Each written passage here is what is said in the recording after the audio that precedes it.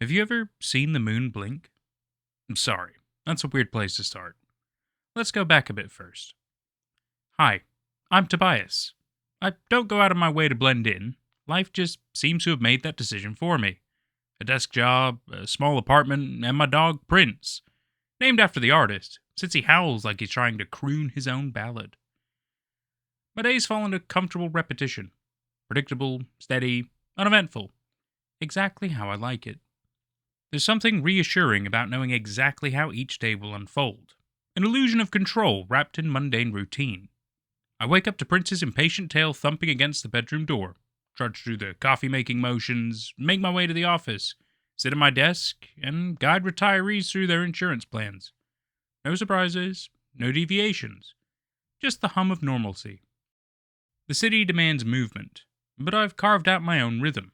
Every weekday morning, I follow the same path, walking a few blocks before descending into the subway station, the scent of damp concrete and burnt espresso clinging to the air. The train rattles through tunnels as I stare absently at the scrolling messages on my phone, eyes catching on advertisements and half-heard conversations around me. My stop arrives before I fully process the trip. Monday mornings have their own ritual. A stop at Joe's Deli before heading into the office. It's not fancy, just a corner shop with scuffed linoleum floors and a menu that hasn't changed in decades. The coffee is strong, and the bacon, egg, and cheese are exactly the same every week. Familiarity.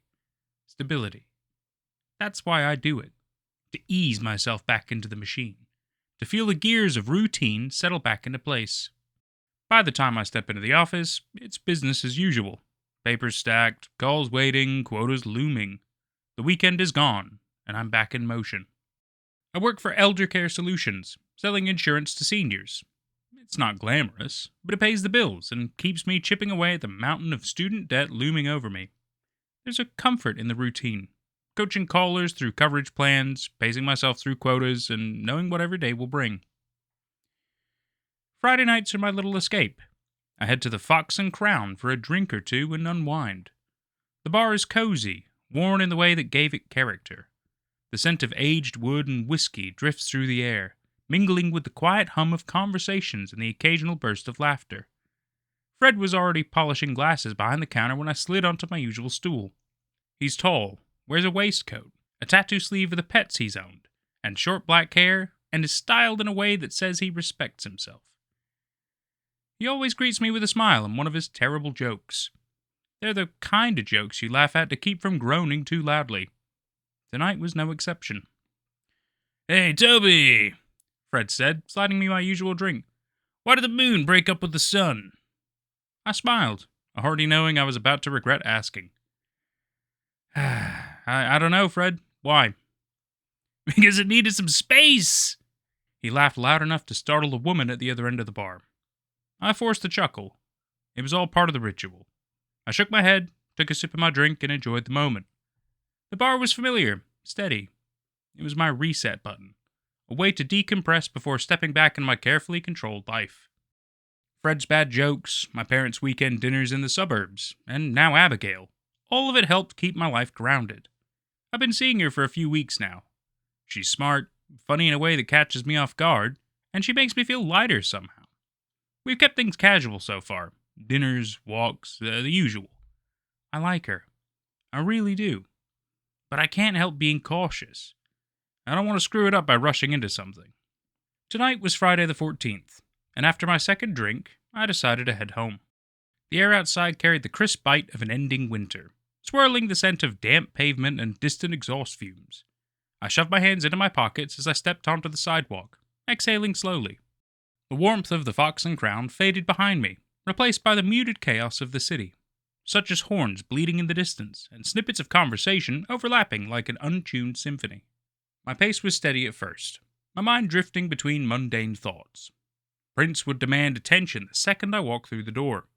Maybe I'll order takeout instead of cooking tonight. Nothing unusual. Union Square Park was my way home on a Friday. It's one of those places that doesn't feel like it should exist in the middle of a city. Sprawling green oasis with shaded paths and pockets of stillness. At night, under the glow of the moon, it feels otherworldly. I cut through the park like I'd done 100 times before. The gravel crunched under my shoes, and the soft rustle of leaves in the breeze provided a kind of soundtrack. There was something calming about the solitude. But as I reached the wooded area, the air changed. It felt wrong.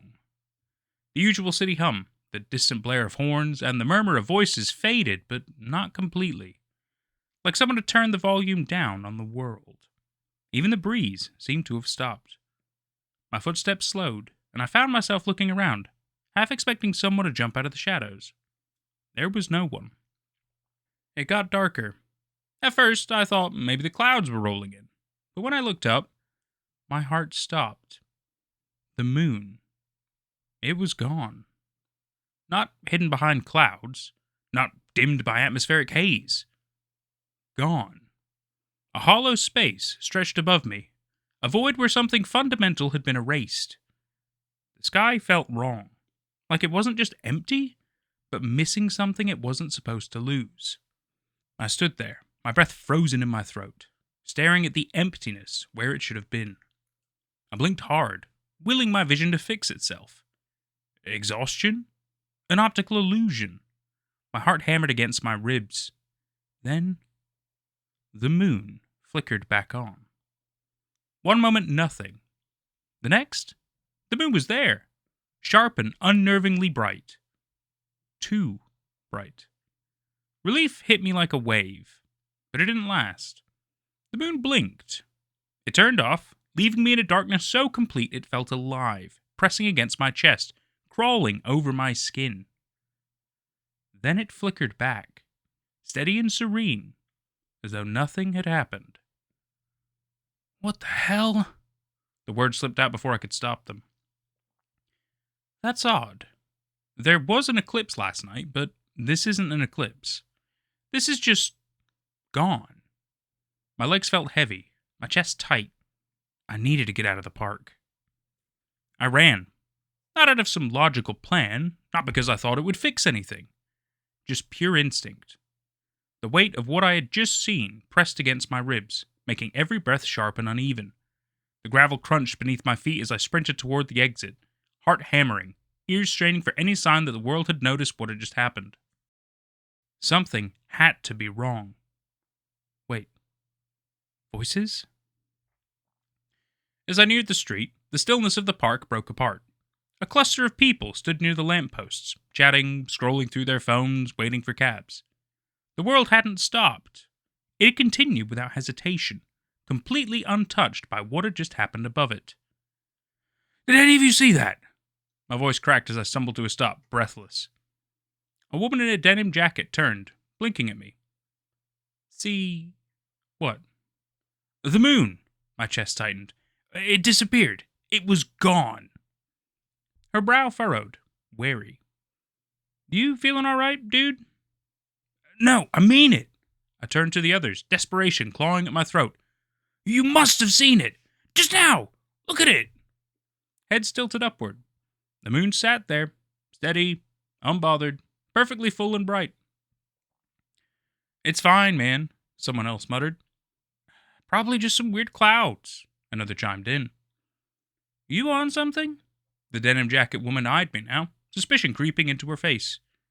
Heat crawled up my neck. I wasn't drunk. I wasn't hallucinating. But no one else had seen it. No one else had felt that crushing void, that impossible absence. I'm not crazy, I whispered, though I wasn't sure if I was saying it to them or myself.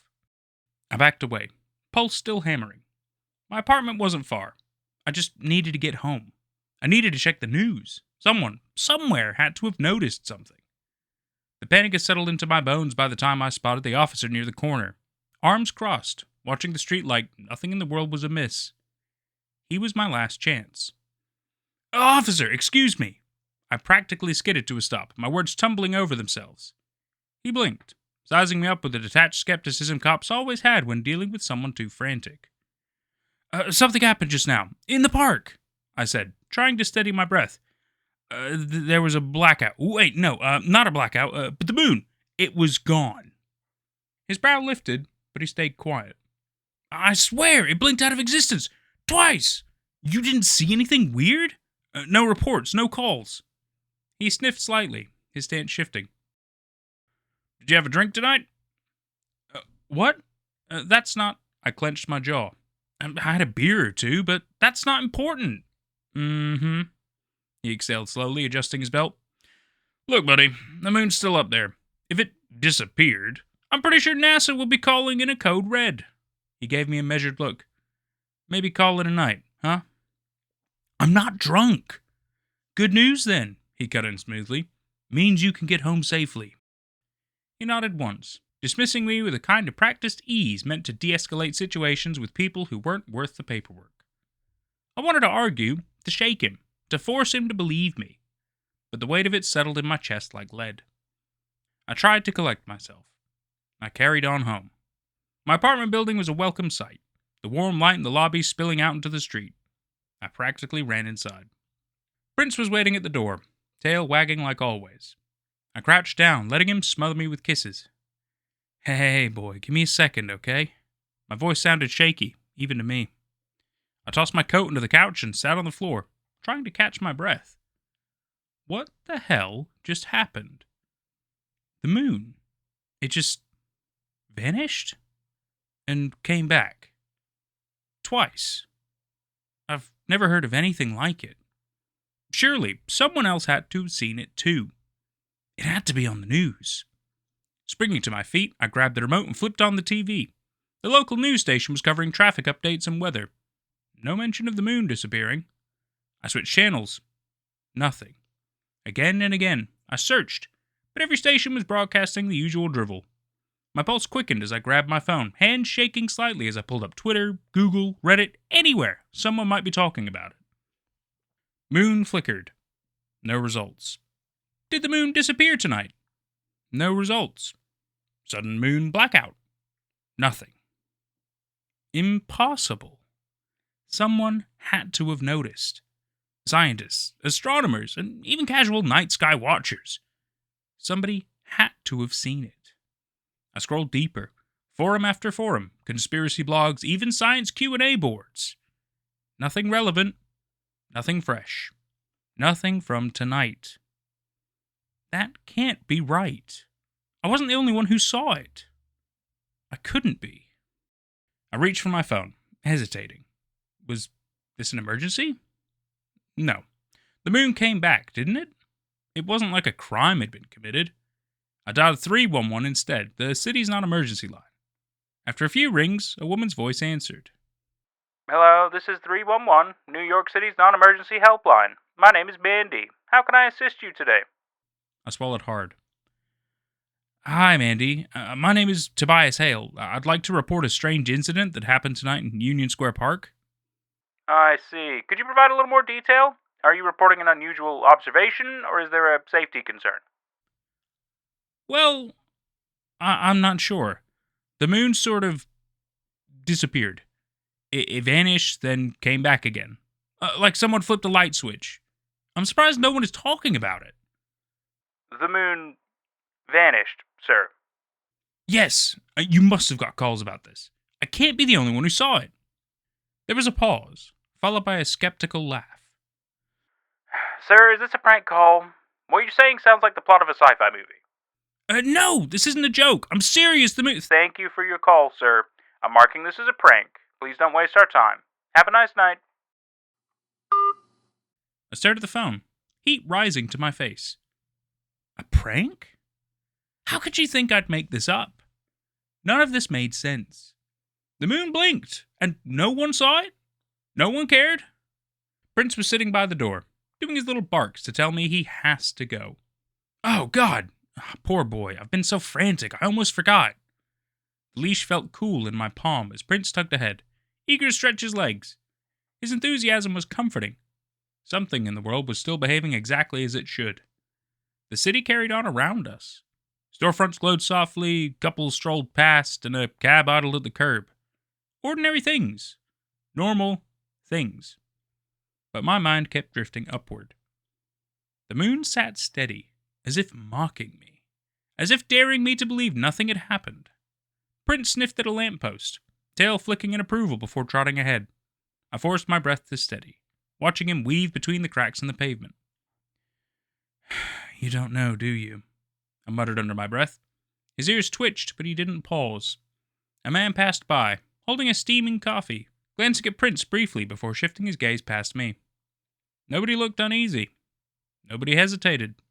No one glanced up at the sky with even a fraction of doubt. I should have been relieved. But instead, I felt lonelier than ever. We arrived back at the apartment, and I quickly got on my desktop. I ended up frantically searching Google for answers. What causes a moon to disappear? Can it disappear entirely? What would happen if it did? What would happen to Earth if the moon disappeared? I found myself trawling forums, question and answer sites, and conspiracy theorists, videos, and blogs. Exhaustion hit me like a freight train. It's been a few hours, so I turn off the computer and climb into bed. I lay in bed staring at the ceiling, but my mind refused to settle. Every time I closed my eyes, I saw it. That hollow sky. The flicker. The absence. It didn't make sense. I should have been able to explain it away. Maybe a momentary blindness? Maybe some bizarre atmospheric trick. But it wasn't. I knew what I saw. Prince curled at my feet, his breathing slow and steady. Comforting. I shifted, grabbing my phone, hovering over the search bar again. No, not yet. The ceiling fan hummed quietly overhead. The glow of the city outside seeped through the blinds, washing the room in a dim haze. Normal things. Familiar things. But it didn't feel normal. It felt like something was watching. I turned onto my side. I pressed my face into the pillow, forced my breath to slow. Sleep finally came, but it wasn't peaceful. Morning came too quickly. My phone buzzed from the nightstand, alarm humming through the quiet of my apartment. I silenced it with a sluggish swipe, blinking against the early light seeping through the blinds. For a moment, I expected the weight in my chest to be gone, to wake up and realize everything from last night had just been some exhausted trick of the mind. But the unease was still there, sitting, waiting. Saturday, a day for me to catch up on chores and life. For the most part, Saturday was normal. Did some laundry, had a call with my mom about what time I should go over tomorrow. If I'm going to talk to them about what happened, it's in person. Abigail told me earlier this week she would be busy, but we could link up Thursday. The most important thing to mention for Saturday would be the evening. I was on the couch, flipping through channels as I continued my endless search for some kind of sign of what happened. I flipped to a news channel, and something was said that gave me hope that I wasn't alone in this.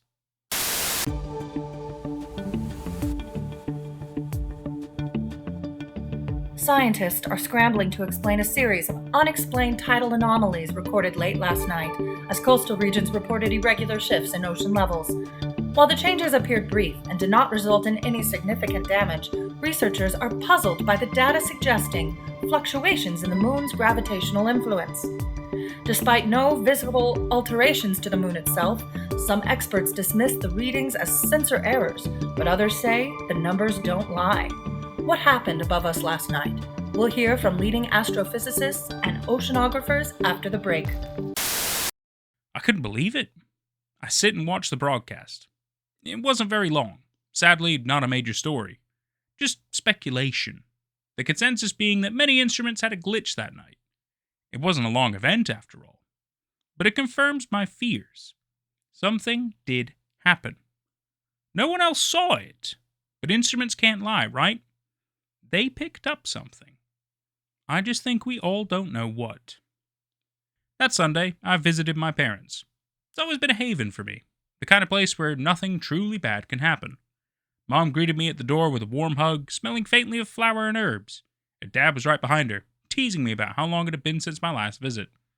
I couldn't bring myself to tell them I hadn't come out of a longing for company. I was here because I needed answers, even if I didn't fully understand the questions yet. Sunday dinner was a spread of roast chicken, potatoes, and green beans. Mom never missed an opportunity to cook enough food for a small army. I pushed the food around on my plate, my appetite absent. The words I needed to say kept dancing just out of reach. Finally, I just blurted it out. Something happened the other night. They both stopped, forks paused midair. Mom leaned forward, frowning. What do you mean, Toby? I explained everything. Union Square Park, the way the moon had vanished and come back, the oppressive silence, and the unshakable wrongness of it all.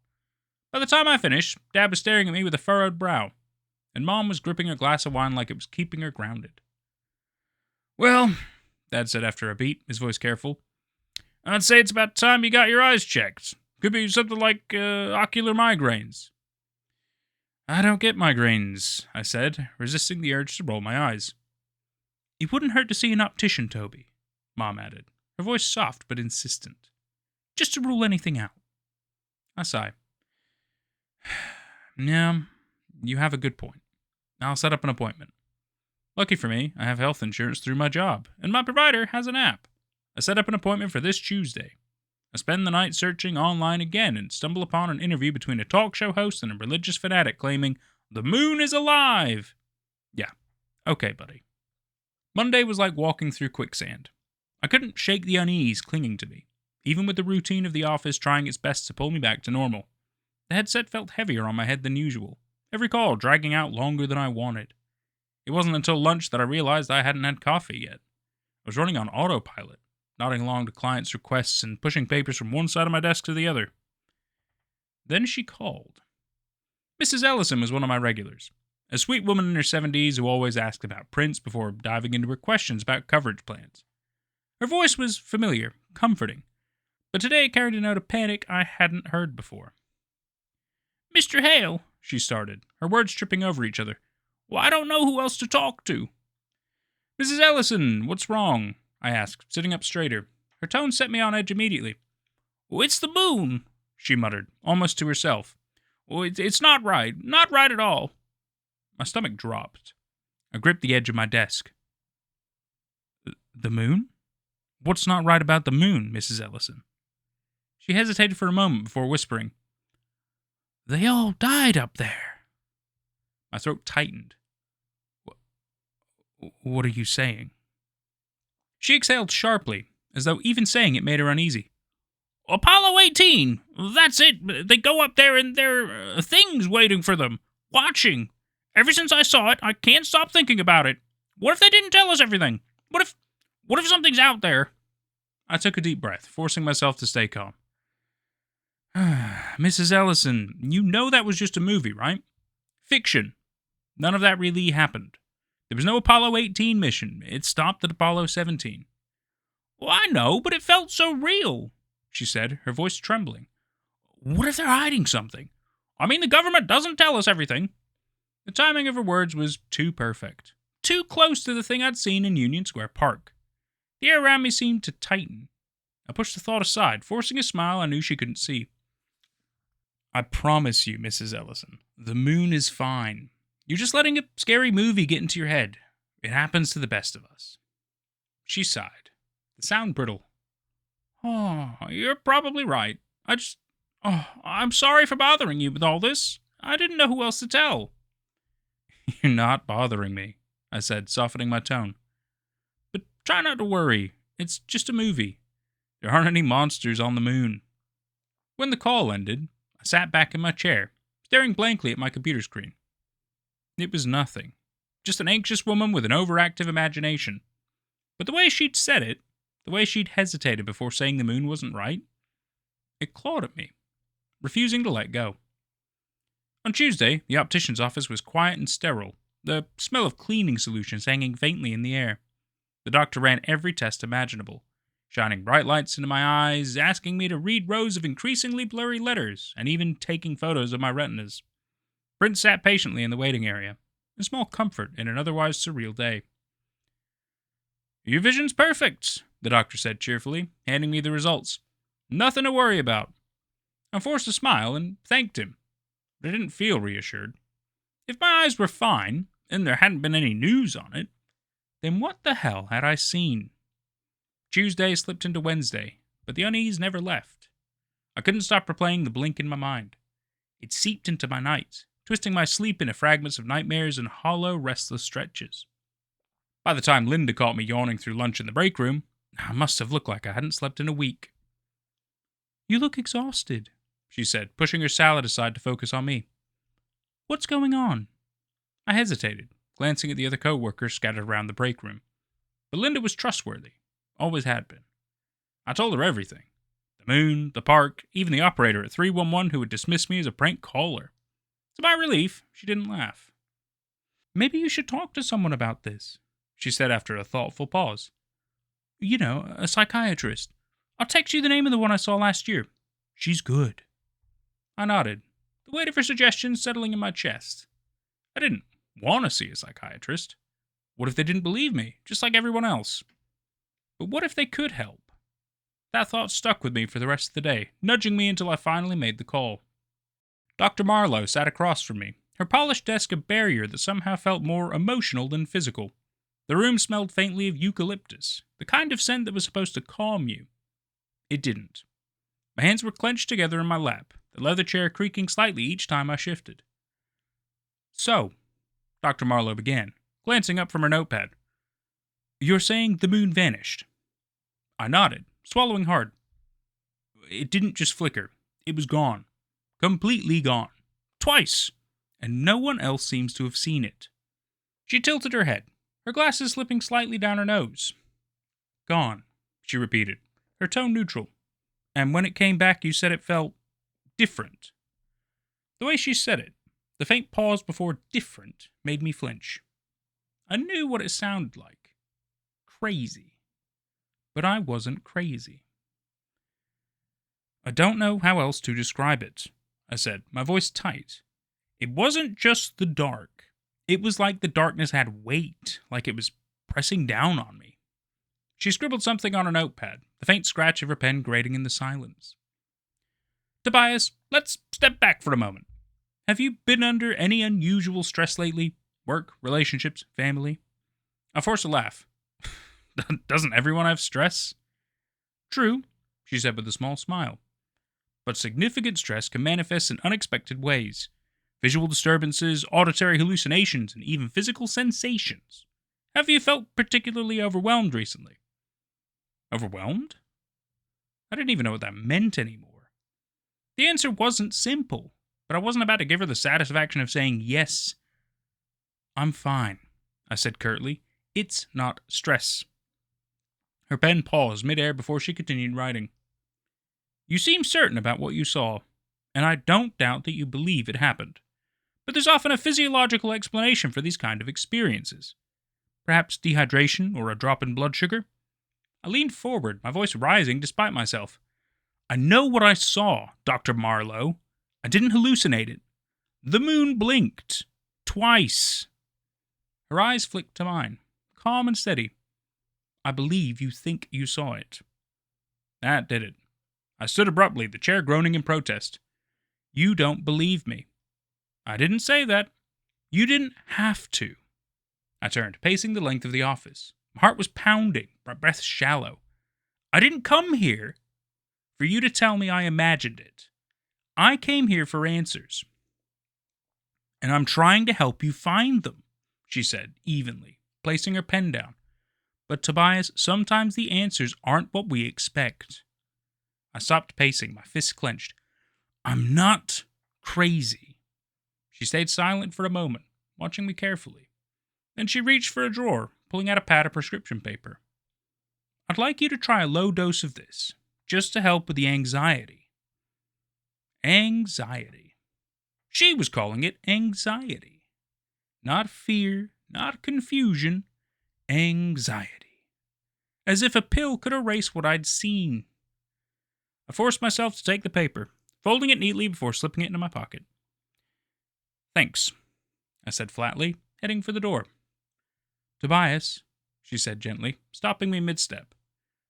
I want you to know, this doesn't define you.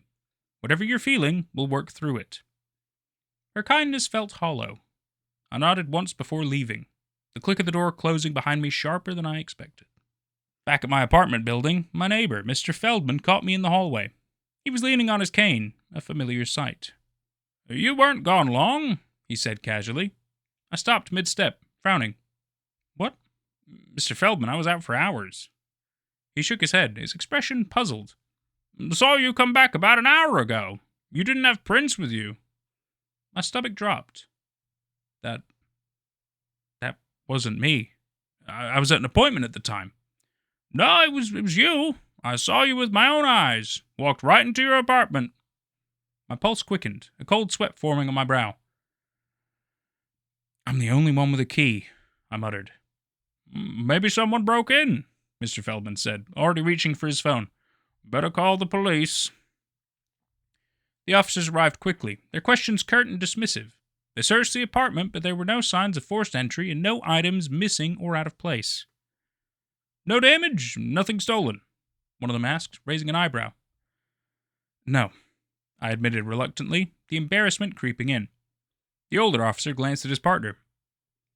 Hey, doesn't his name sound familiar? Yeah, the younger one said, narrowing his eyes at me. Didn't we get a call about the moon from this guy? My chest tightened. What? You making false reports now? The older one asked, his tone sharp. I'm not, I started, but he cut me off. You could be charged for this. Stop wasting our time. They left, slamming the door behind them, leaving me standing alone in my apartment. Prince whined softly from the corner, his wide eyes fixed on me. My chest felt like it was collapsing inward. Something had happened here. Something I couldn't explain. Something no one believed. And it wasn't over. I wasn't sure about going back to Union Square Park. Not so soon. The thought of the woods, the gravel paths, and the oppressive silence. It all churned in the back of my mind like a storm I couldn't shake. But Abigail texted me that morning, suggesting a walk through the park and dinner afterward. It wasn't unusual for us. Our dates were always low-key, and she seemed to genuinely enjoy the simplicity. Still, I hesitated before replying. Could I really go back there? By the time evening rolled around, I had convinced myself it was fine. The park wasn't the problem. It was me. Maybe I'd overthought things, let my imagination run wild. Maybe Abigail was right when she said I needed to take my mind off it. She met me near the fountain, a smile lighting up her face. Hey, thought maybe you got cold feet. She was wearing a yellow scarf that caught the fading sunlight, her laughter cutting through the dull buzz of city life around us. Gorgeous, brunette, and a wit that keeps you on your toes. Abigail was always a pleasant part of any day. I smiled weakly. Nah, just been distracted. Distracted? That's putting it lightly. She looped her arm through mine, pulling me toward the paths. Come on, fresh air will do you some good. The park was busier than I expected, but as we ventured deeper into the wooded area, the noise faded into the background. The shadows felt heavier here, the trees closer than I remembered.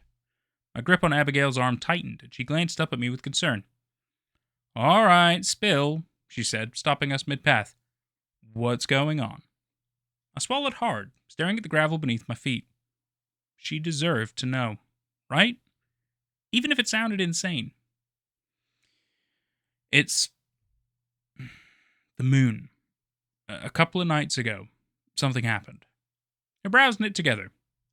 Oh, you mean the eclipse? I took a deep breath and told her everything. The blink, the suffocating darkness, the way I felt alive. I couldn't look at her as I spoke. My voice sounded ridiculous even to me, but the words kept spilling out. When I finished, the silence was deafening. Abigail placed a hand on my arm, her grip firm but gentle. Tobias, listen. You've been under a lot of stress, right? Work, everything. Maybe you mistook something, or maybe it was just an illusion.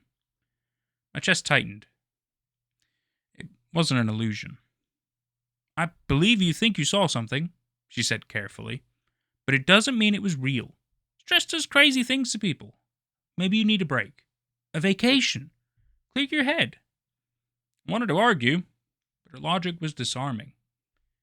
Maybe she was right. Maybe I was spiraling into paranoia, and a break was exactly what I needed.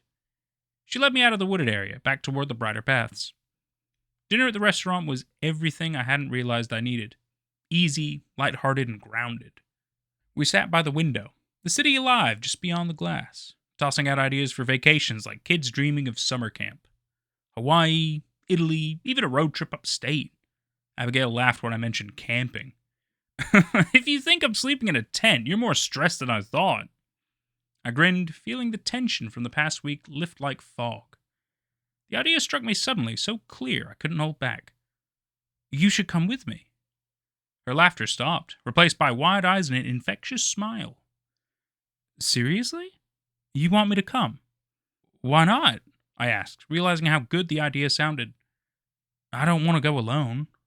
She leaned forward, her hands resting on mine. I'd love to. The rest of dinner passed in a blur of jokes and plans, and by the time we left, I felt like a different person. Abigail kissed me goodnight at the subway entrance, her touch soft and comforting. Promise me you'll get some rest, she said before disappearing into the crowd. The apartment was quiet when I returned, Prince waiting for me with his usual enthusiasm. I fed him, set out a fresh bowl of water, and prepared for bed. For the first time in days, the heaviness in my chest was gone. I slid under the covers, letting myself drift into the kind of sleep I hadn't felt in what seemed like weeks.